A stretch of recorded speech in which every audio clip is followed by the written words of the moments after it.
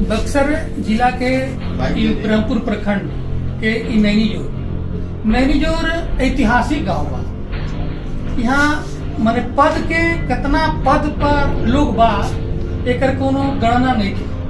बड़े बड़े डॉक्टर, बड़े बड़े इंजीनियर, आईपीएस, आईएएस सब पदाधिकारी रैंक के लोग इस नैनीजोर में हैं। और अभी कल से और आज छठ का माहौल में छठ का पर्व जो चल रहा है, इसी में लोग अपने पद पर रहते हुए छुट्टी में लोग आकर के छठ मनाने के लिए लोग यहाँ पर आते हैं।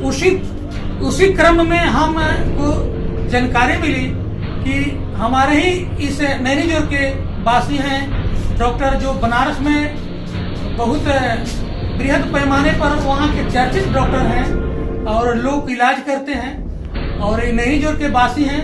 तो थोड़ा इनसे मिल करके हम जानना चाह रहे हैं कि लोग जो हैं अभी की जो परिवेश चल रहा है कि अधिक से संख्या में अधिक से अधिक लोग बीमारी से ग्रसित होते जा रहे हैं, लोग बीमार पड़ रहे हैं। तो डॉक्टर साहब से हम जानना चाहेंगे कि बीमार जो पड़ रहे हुए लोग हैं उनको क्या करना चाहिए कि वो बीमारी से जल्दी स्वस्थ हो जाए, और कुछ लोग ऐसे हैं जो बीमार नहीं पड़े।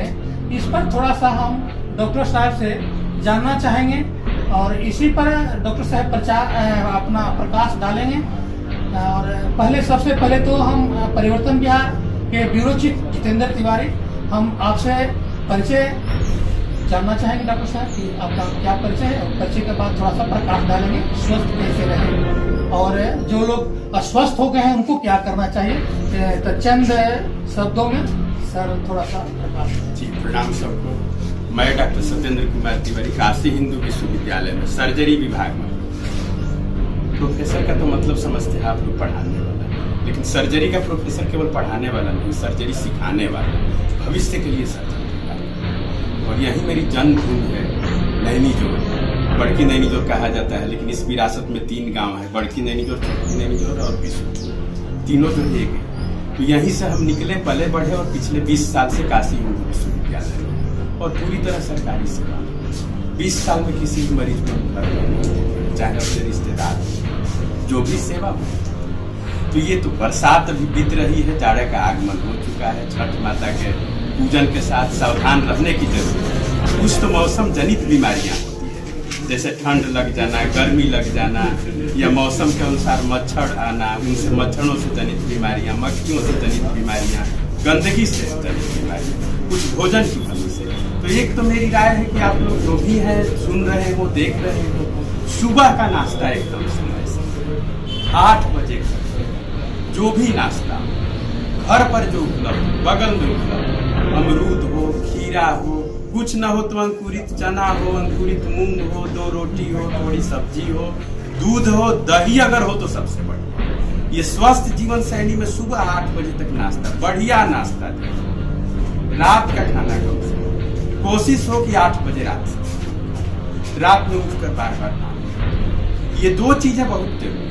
एकादशी का व्रत हमारे यहाँ कहा जाता है। 2 साल पहले दुनिया में चिकित्सा के क्षेत्र में नोबेल पुरस्कार, जो सबसे बड़ा पुरस्कार माना जाता है, इसी पर मिला है कि शरीर को अगर 14 घंटे का उपवास दिया जाए तो शरीर में कैंसर बनने की प्रक्रिया जो होती है उसमें रुकावट आ जाती है, कैंसर नहीं होगा।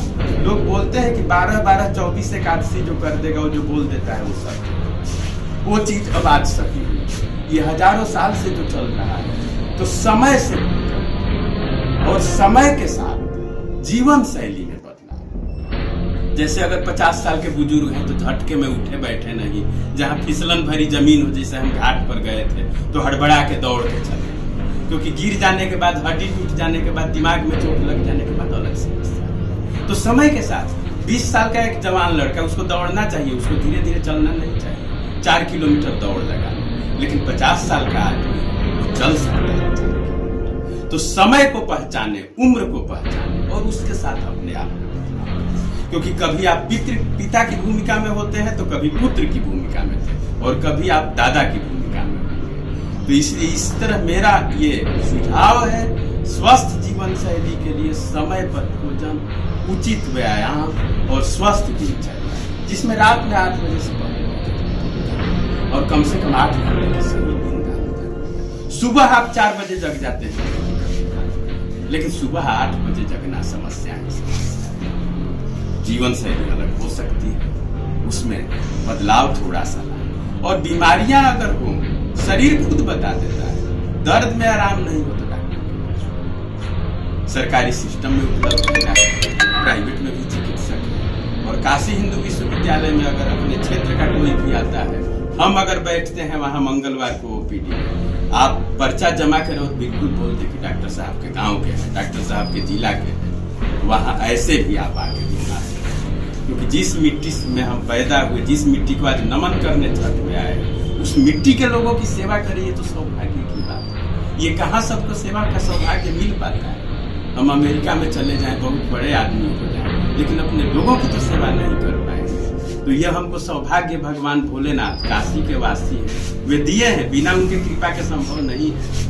तो इसलिए इस छठ में आते हैं, लोगों से मिलते हैं। ये मेरे लिए परिवार के लोगों से मिलना है। और स्वास्थ्य संबंधी कोई भी दिक्कत कभी भी, अगर काशी हिंदू विश्वविद्यालय में आप आते हैं, कोई समस्या हो तो निसंकोच हमारी से संपर्क करें। जो भी हो सकेगा अधिकतम अपने लोगों को देने की मुझे इच्छा है।